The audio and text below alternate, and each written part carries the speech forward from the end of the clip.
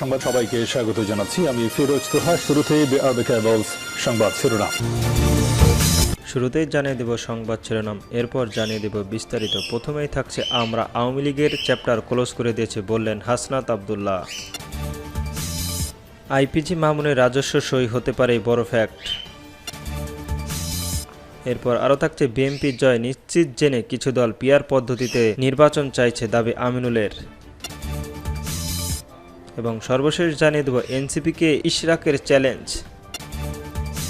আমরা আওয়ামী লীগের chapter close করে দিয়েছি বললেন হাসনাত আব্দুল্লাহ। যশোরের বাঘারপাড়া জাতীয় নাগরিক পার্টির এনসিপির সংক্ষিপ্ত সভা অনুষ্ঠান হয়েছে বৃহস্পতিবার রাত 8টার দিকে। এনসিপির নেতৃবৃন্দ বাঘারপাড়া উপজেলার সদরে পৌঁছান। উপজেলা চত্বর মোড়ে এ সভা অনুষ্ঠিত হয়। গাড়িবহরে বেশে কয়েকজন কেন্দ্রীয় নেতা উপস্থিত ছিলেন, কিন্তু মঞ্চে উঠে কেন্দ্রীয় নেতাবৃন্দদের পক্ষে সংক্ষিপ্ত বক্তব্য দেন সংগঠনটির কেন্দ্রীয় যুগ্ম মহাসচিব হাসনাত আব্দুল্লাহ। তিনি বলেন, আমরা আওয়ামী লীগের চ্যাপ্টার ক্লোজ করে দিয়েছি। আওয়ামী লীগ যশোর সহ সারা দেশে নির্যাতন নিপীড়ন চালিয়েছে। সংক্ষিপ্ত এই অনুষ্ঠানে এনসিপির কেন্দ্রীয় নেতা শুক্রবার যশোরে সবাইকে উপস্থিত থাকার আমন্ত্রণ জানিয়েছেন। অনুষ্ঠানের সমাপ্তি ঘোষণা করেন। মাত্র 5 মিনিট অবস্থান শেষে গাড়ি বহর সহ যশোর শহরের উদ্দেশ্যে রওনা হন এনসিপি নেতৃবৃন্দ। শুক্রবার দুপুরে যশোরের শহরের কেন্দ্রীয় ঈদগার পাশে পথসভায় অনুষ্ঠিত হবে এনসিপির উদ্যোগে। গুরুতর 5 অভিযোগের হাসিনার বিচার শুরু। আইপিজি মামুনের রাজস্ব সই হতে পারে বড় ফ্যাক্ট। ছাত্র জনতার ঐতিহাসিক জুলাই গণ অভ্যুত্থানের সংগঠিত মানবতা বিরোধী অপরাধের দায়ে পলাতক সাবেক প্রধানমন্ত্রী শেখ হাসিনা সহ 3 জনের বিচার শুরু করেছে ট্রাইব্যুনাল।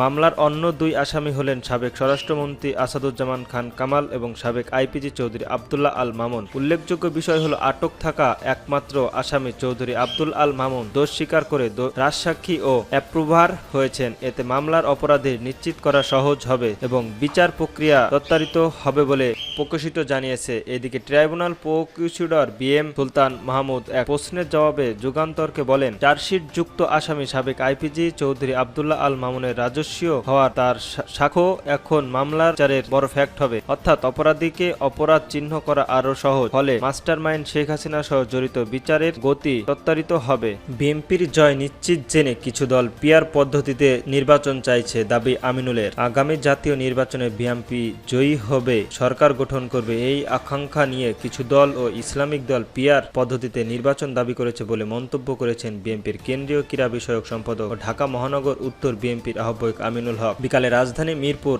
11 নম্বর প্যারিস রোড বালুর মাঠে এক অনুষ্ঠানে তিনি এ দাবি করেন। আমিনুল হক বলেন, যাদের ইউনিয়ন পরিষদের মেম্বার হওয়ার যোগ্যতা নেই, তাদের পঞ্চায়েতের সদস্য হওয়ার যোগ্যতা নেই, তারা এখন পিআর পদ্ধতির মাধ্যমে সংসদে যেতে চায়। এটা কারা বলছে? সেই ইসলামী দলগুলো যাদের পায়ের নিচে মাটির নিচে নেই, তারাই জনগণকে তাদের উপর বিশ্বাস হারিয়ে ফেলেছে। তিনি আরো বলেন, নির্বাচন ফেব্রুয়ারিতে অনুষ্ঠিত হবে শুনে একটি নতুন দলের মন খারাপ হয়েছে। তারা বলছে সংস্কার ও বিচারণ ছাড়া নির্বাচন অর্থ কি? আরেকটা ইসলামী দল বলছে, এই পরিস্থিতিতে নির্বাচন অনুষ্ঠিত, আমরা সংস্কার ও ন্যায়ের পক্ষে, কিন্তু ভয় একটাই, বিএনপি এদেশের সবচেয়ে জনবল শক্তি দল, তাই নির্বাচন হলে জনশক্তি বিএনপিকে ভোট দেবে। এই কারণেই তারা পিআর পদ্ধতিতে নির্বাচন চায়। সরকারপন্থী কিছু উপদেষ্টা ও প্রশাসনের স্বৈরাচারপন্থী অংশগামী নির্বাচন বাধা সৃষ্টি করতে চায় বলে অভিযোগ করেছেন আমিনুল হক। তিনি বলেন, আমরা সুস্পষ্টভাবে জানিয়ে দিতে চাই, সকল ষড়যন্ত্রের মোকাবেলা করে ফেব্রুয়ারির নির্বাচনের মধ্যেই দেশে একটি পৃথক জনগণের সরকার গঠিত হবে। সেই সরকারের নেতৃত্ব দেবেন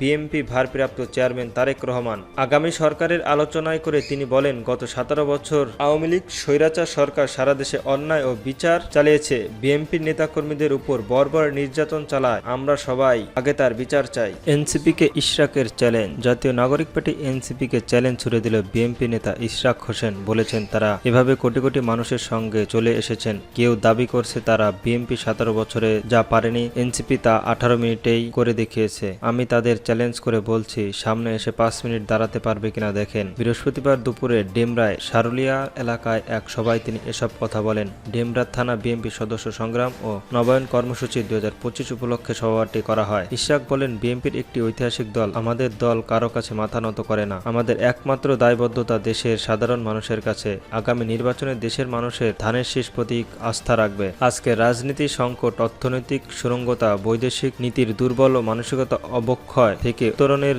জন্য বিএনপিকে স্থায়ী রক্ষার আইনগত আনতে হবে। তিনি আরো বলেন, আমরা ধৈর্য ধরেছি, প্রতিশোধমূলক আচরণ করিনি। তবে যদি আমরা নেতা নির্দেশ দেন তাহলে আমরা 10 মিনিটে সচিবালয় ঘেরাও করে সরকারের পতন ঘটাতে পারি। তবে আমরা চাই না এমন পরিস্থিতি তৈরি হোক। আমাদের গণতন্ত্রের বিশ্বাস করি ও জনগণের ভোটের মাধ্যমে পরিবর্তন আনতে চাই। নির্বাচন কমিশন কর্মকাণ্ডের নিয়ে আলোচনা করে বিএনপির এই নেতা বলেন, এই কমিশন সময় সংক্ষেপ ছাড়াও আরো কিছু করে না। নির্বাচন শেষ না হওয়া পর্যন্ত আমরা কিছুই বিশ্বাস করতে চাই না। মেয়র ইস্যুতে করা আন্দোলনের প্রসঙ্গে ইশরাক বলেন, 40 দিন ধরে আমরা রাজপথে থেকেছি, কিন্তু সরকার কোনো সহানুভূতি দেখায়নি। এই আন্দোলনের কারণেই তারা লন্ডনে গিয়ে আমাদের নেতার সঙ্গে আলোচনায় বসতে বাধ্য হয়েছে। দলের নতুন সদস্য নিয়ে তিনি বলেন, দলের নতুন সদস্য সংগ্রহ কার্যক্রমে শুধু রাজনৈতিক প্রতিপক্ষ আওয়ামী লীগকে নয়, বরং সকল সন্ত্রাসী, মাদক কারবার, চাঁদাবাজ ও অস্ত্র বিরোধীদের বাদ দিতে হবে, যারা কোনো দলের নাম ব্যবহার করে জনগণকে হয়রানি করতে না পারে।